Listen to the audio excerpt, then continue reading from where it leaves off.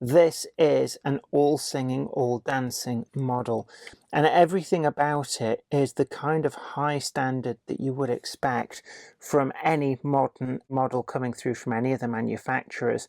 Hi there, how are you doing? It's great to see you. I hope I find you well. Welcome back to the channel with me, Jenny Kirk, and today I've got something really special. I have been waiting since the announcement in January for this. I did finally manage to get myself one, and a big thank you to Simon Kohler at Hornby for sorting this out, as I missed out with the retailer that I'd ordered it with. And this, of course, you've guessed it, it's the Hornby Centenary edition of the Hornby Dublo Duchess of Atholl, and of course really special because it's the first new Hornby Dublo item in something like 60 years. So I'm really pleased to be able to have one of these. We're going to take a closer look and see, does it live up to the legacy? Come with me in association with Trainomatic, maker of DCC decoders and accessories.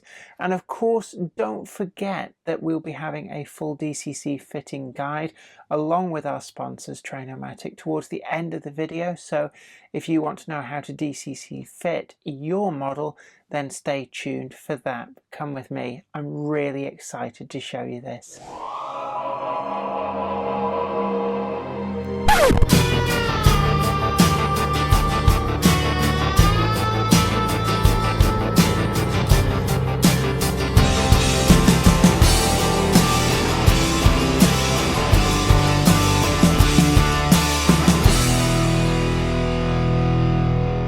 Here is the model. It's finally come.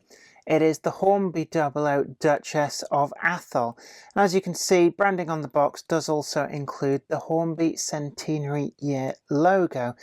And it's all just how I remember the Hornby Dublo boxes, with the blue and white stripes, the picture of the model on the front, although these were actually a kind of a drawing rather than a photograph on the actual Hornby Dublo boxes from days gone by. But they've got the style of the, well, they've got the logo perfectly on there, and all of the other accoutrements that we really did come to expect back in the day. Has of course got its Hornby R number rather than the Hornby Dublo catalogue numbers, which actually were a bit useless. This would have been something like EDL, standing for Electric Dublo Locomotive, and then it would have had a random number after it. And actually most things were D1 in the catalogue. Basically they weren't very imaginative back in the day. Now I've got an actual genuine Hornby Dublo box here. I don't actually have any locomotive boxes here in my house.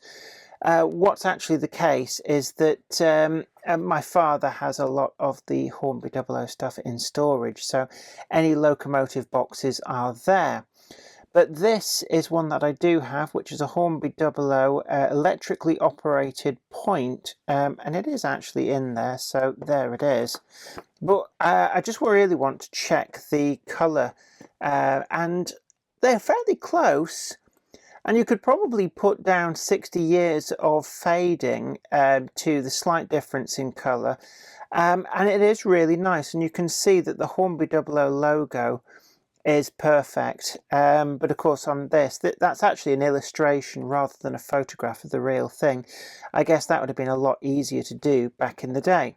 If we go to the side, they've used the box that was on the locomotive boxes to give some history of the model, both the old version and this version, and it's really nicely done, fitting in with the style that you'd come to expect. And then on the back, for some reason the other way round, it's a bit peculiar. We've got the usual stuff that you'd find on the back of the box. This locomotive, I will say, is DCC ready. We've got the DCC fitting guide later on. Catalogue number R3819. So it's interesting to see a Hornby Dublo box with a barcode on as much as anything. But one thing that this doesn't have is anything on the ends. So if I show you both ends, there's nothing there, because actually this is just a slipcase. One of the other things I would say, and just going to go digging because I do have it here somewhere. 2-rail was actually in red boxes, just a little thing. This is for an R1 tank locomotive, and being 2-rail, this particular model, it's in the wrong colour box. But we're going to forgive it that, because actually the blue and white stripe boxes were the iconic ones. So just going to put that away. I never did like the red boxes, but actually Hornby Dublo was way ahead of their time, because if you ever went to swap meets, it was so easy for the eagle eye to spot out wherever Hornby Dublo was on sale. Right, let's get the slipcase off there, and it is just a card slipcase. We'll put that to one side. The inner box actually is more reminiscent of the kind of box that the real Duchess of Atholl would have actually come in. They were of course plain blue up until the mid-1950s, I believe, which was when I guess the lithograph printing got a bit better and they were able to add the extra graphic work. But there we have Duchess of Atholl limited edition, and again the gold inlay of that logo. So I'm just going to pull that up, and inside here is pretty much the standard type packaging with the foam inserts. And here we have the model. I haven't actually got this out of the box yet. So this is new territory for me. I will, let's just discard the instructions. Who needs instructions? But what I will show you is the certificate. All of these do come with a certificate. And it says there at the bottom, this model is one of a limited production run of 500. It's number 000. Now, it would appear that Hornby have accidentally posted out to me the actual archive copy. So I have been in touch with Hornby, and they do want this certificate back.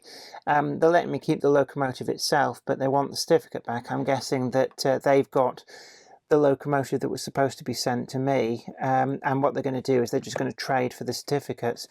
But I really do have number 1, and it's the archive version, the one that I guess Hornby keep one of everything that they produce, so that you know, they've always got a record of what they've done. So it's probably a very valuable certificate. But me being honest, it's like, yep, I've got that, and yeah, I'll swap with you. But for now, I have that in my possession. Let's get rid of the rest of the box. What you see on the inside now, we're getting much more conventional. Of course, the original Hornby Dublo had just, I think it was like a yellow corrugated card insert with like a flap that opened, and then the locomotive was held in place by I don't know, let's just see, can I find a locomotive box? But it's not a conventional box. So this is when you sent your things back for repair under warranty. Yeah, and so those are the little inserts that the locomotives would fit into, and it would just hold them in place in the box. How times have changed. We do get it's standard whenever I've reviewed the Princess Coronation class. That's exactly the same.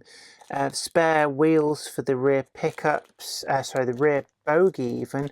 These are flanged. The ones that are on it are unflanged, just to help it round tighter train set corners. But if you have either no corners to speak of, or it's going in a display cabinet, you can swap that out pretty easily.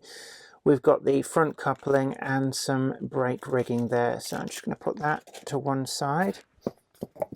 And we're finally going to get down to the model itself. And the first thing that is very apparent is that it feels very different to an actual regular model. It weighs an absolute ton. We did recently review the Duchess of Montrose, so it's probably an ideal comparison between the two, but you can just feel the weight. It is, of course, fully die-cast. You know, it feels different. If you've ever run your hand over a Hornby Dublo die-cast model, they don't feel like plastic. You can feel from the outset that it is metal. It's got a lovely finish to it, and of course the die-cast metal does give you the relief detail of all of the rivets and stuff quite well, actually. Now, what I do have is an old Hornby Dublo Duchess of Montrose. I don't have a Duchess of Atholl here, they're all at my parents' house. So they are all, there's two of them. But this is the next best comparison. Of course, the Hornby Dublo model. The next iteration was 46232 as Duchess of Montrose. But it's got the similar feel. When you run your finger over the die-cast metal and the paint on the original Hornby Dublo model, it feels exactly the same as it does on the Duchess of Atholl. It's really different from the injection molded plastic models. Alright, let's just slide this out of the way. That's probably where the comparison between the two ends, because don't think that this model for 1 minute is a cruder, coarser model. It isn't. This is an all-singing, all-dancing model, and everything about it is the kind of high standard that you would expect from any modern model coming through from any of the manufacturers. And this is certainly of a standard that is equal, if not better, to the newest releases of the Princess Coronation class. It is interesting why they've chosen to go whole hog and die-cast body this. I think, you know, if they'd have released their current range, Princess Coronation, in the Hornby Dublo retro boxes, I think people would have been quite accepting of that. But Hornby have gone above and beyond by tooling up an injection die-cast body. The tender itself is plastic, of course. As we can see there, the original tenders, the Atholl was the same construction as the Duchess of Montrose. They have this kind of folded, bent, riveted together metal chassis with the printed and finished tin plate on top. We don't get that with the new Atholl. The tender itself is actually plastic, which from a nostalgia point of view is a little bit disappointing, but from the finesse of the model point of view, actually what we get there is something really, really special. So we get the best of both worlds, I guess. The running quality of this is, as you would expect, absolutely amazing. The locomotive itself features fully sprung buffers front and back, and they're really nicely done. Turned metal, there is no scrimping whatsoever on this. All the detail is there and finished in this wonderful gloss colour. Aesthetically, this actually does work so well with this die-cast metal body. When it's done on a plastic body, I always find it looks a bit plasticky and wrong. But over the die-cast metal, it just works. It is exquisite. Running plate detail, as you can see there, is perfectly done and rendered. It's not the chunky kind of suggestion of shapes that we had on the original Hornby Dublo Duchess of Atholl. This is actually of a standard that would not look out of place on any of the other regular super detail models. The front bogie has the centre pivot that we've come to expect, and this means that when this locomotive runs, it runs ever so smoothly through the point work. There's none of that bludgeoning through points and crossings that we found from some of the older Hornby Dublo models. This just glides through. The mechanism is silky smooth, and all those wheels and the valve gear is perfect. Again, none of the compromises that were there in the original Duchess of Atholl model. We have the fixed rear bogie with the flangeless wheels. These can be replaced for those flanged wheels, but really it means that we've got that perfect look of the model. There just isn't any gap of air showing through there. Inside the cab, what we have is a beautiful model with all of that cab detail perfectly visible. We've got full flush glazing, and the cab roof as well. The shape is captured perfectly, and that rivet detail really does stand out well.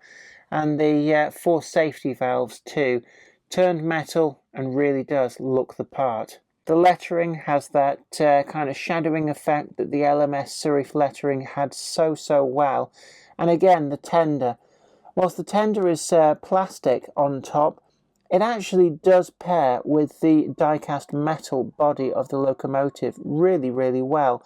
And it looks to be pretty much the same tender that comes with the regular range Princess Coronation class. And that, when we reviewed it, was really, really nice. Couplings come in NEM pockets, slimline tension locks, so you can change these for anything that you want. And there is also a coupling to go on the front of the bogie, but actually, why would you want to? Front steps as well, really, really delicate, nicely done. And I just love the way that this silverwork is picked out so exquisitely. And it really does contrast with that glossy black underneath.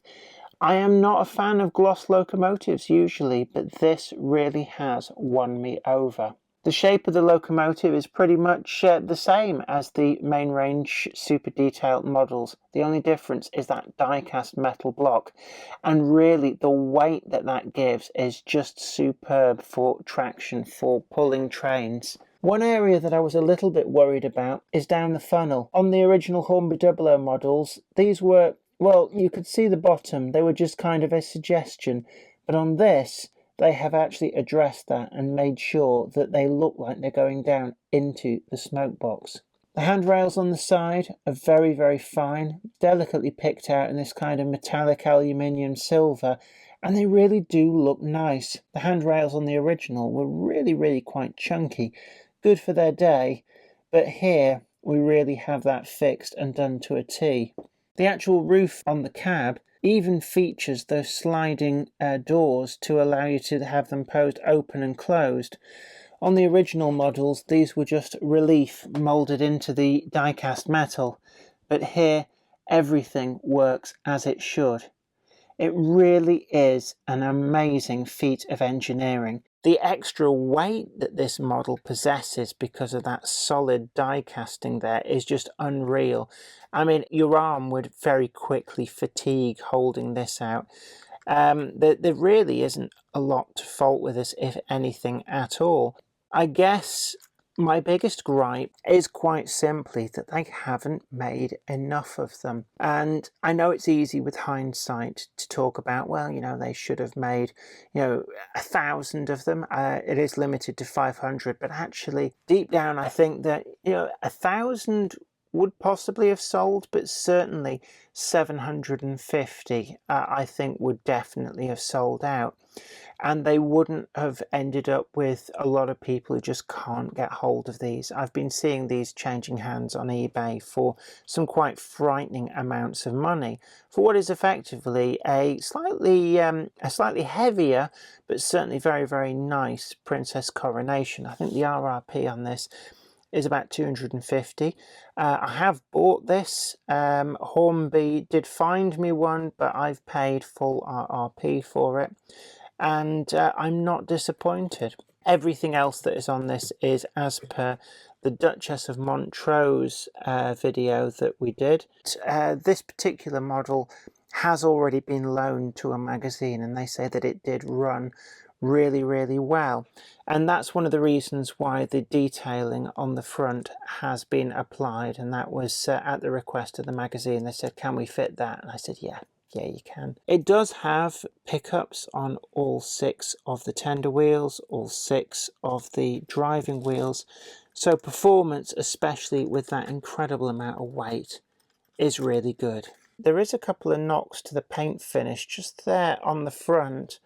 So I'm not sure if that's due to handling at the magazine. So if they're watching, I don't know if you noticed at all when you got it out of the packaging if it had some chips on the front. They're not actually too bad, to be honest, and you can see from the original Hornby Dublo Duchess of Montrose there, they do get lived in with usage. But I'm really pleased with this. Everything else has the finesse of the princess coronations that have been on the market, and I can only say that I'm really looking forward to seeing if they're going to do more of these. I would love to see this Hornby Dublo range include things like the A4, and it doesn't need to be a die-cast A4, just their regular main range super detailed A4 Pacific, but I'd love to see them coming out in boxes like this in the guise of Silver King, Golden Fleece, Mallard maybe, Sir Nigel Gresley, and then there's other models in their range like the N2 and even perhaps rolling stock, but I think I'm getting a bit carried away here. For DCC fitting, we recommend the use of the Trainomatic 8-pin decoder, and these come in packaging like this from Trainomatic. You'll find their UK stockist at tramfabrique.nl in the description box down below. But what you need to get into this is the trusty jeweler's screwdrivers. We're going to pick the... well, actually, let's just take a look first. Let's not get too far ahead of ourselves.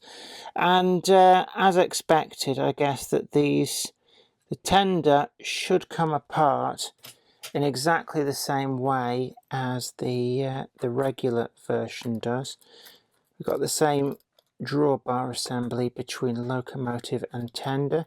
So we're just going to undo these two screws. Just make sure that they're not just catching on the thread.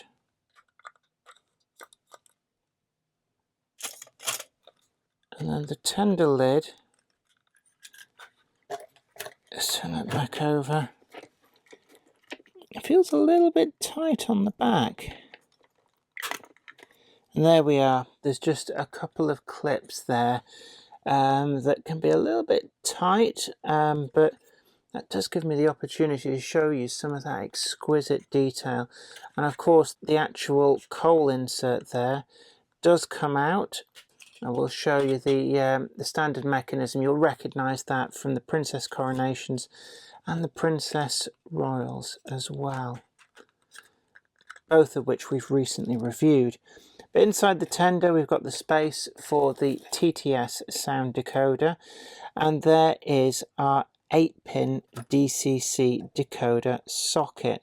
So all we need to do now is just lever this out, and then we've got the little marking there that gives us the pin 1, and then the orange wire there is always pin 1.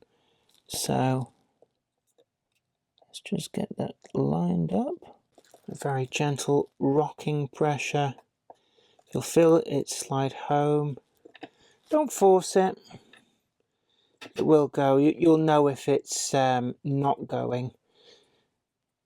And I always put a little bit of a twist on these wires just to help keep them together. And then I'm going to just wedge the decoder underneath there. Put in some of the wiring. And then we're ready to reapply the tender top. So down and then slide back into place. You'll feel those two prongs just go back into place. Turn the whole model over. And then simply a case of putting these screws back in, and we're done. And then of course we can get the locomotive onto the programming track.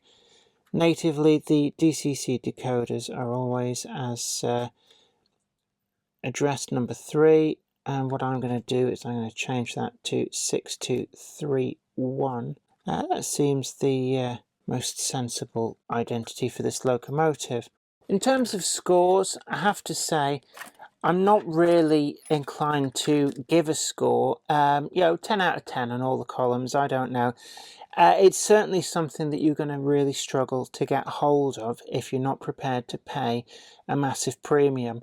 At the time of filming this, it is sold out pretty much everywhere. And like I said, my only gripe with this model is that Hornby really should have made more. I know that's really easy to say with hindsight, but it is true. If they'd have done 750 or even 1,000, I think they'd have sold them with the greatest of ease. And I'm really interested to see what Hornby does with this model. Where does it go from here? Are we going to see this reoccur in the range?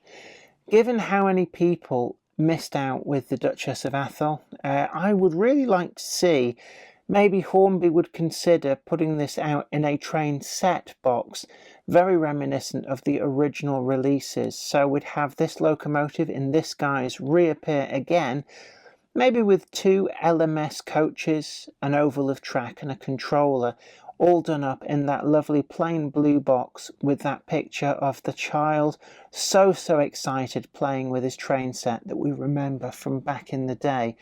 Please, please, please, Hornby, would you consider doing that? And then all those people that missed out on the Duchess of Atholl would have a second opportunity to purchase this really exquisite machine. Well, I hope the video has been informative to you. Don't forget to like this video, and really important, share the love and share the video too on social media, whatever's your poison. And of course, if you haven't already done so, do subscribe to the channel and you'll be the first to know about new videos as and when they go up. But until next time, you take really great care of yourself, and I look forward to seeing you here again. Bye for now. Today's video is sponsored by Train-O-Matic, makers of DCC decoders designed to be fully compatible with every manufacturer's locomotive. Visit train-o-matic.com to browse the full range and see what they've got suitable for you. I'd like to send out a huge thanks to everybody who supports me on Patreon, and an extra special huge thanks goes out to Anthony Kidson, Michael Churchwood, Anthony Hunt, William Wade, Wayne Johns, Offshore Allen, oorail.co.uk, Tepic, Michael Lockie, Helen Sink, Peter Bolton, Brian Smith, Brian and Dorothy Mudd, Gary Lewis, David Quinn, Trish Bits, Sparky 107107, George Botterini, Andy Finch, Chris Moss, Robert Sears, MD of San Juan Model Company and Grant Line Products, and Judge Mortis. Thank you. Without you guys, I couldn't do this.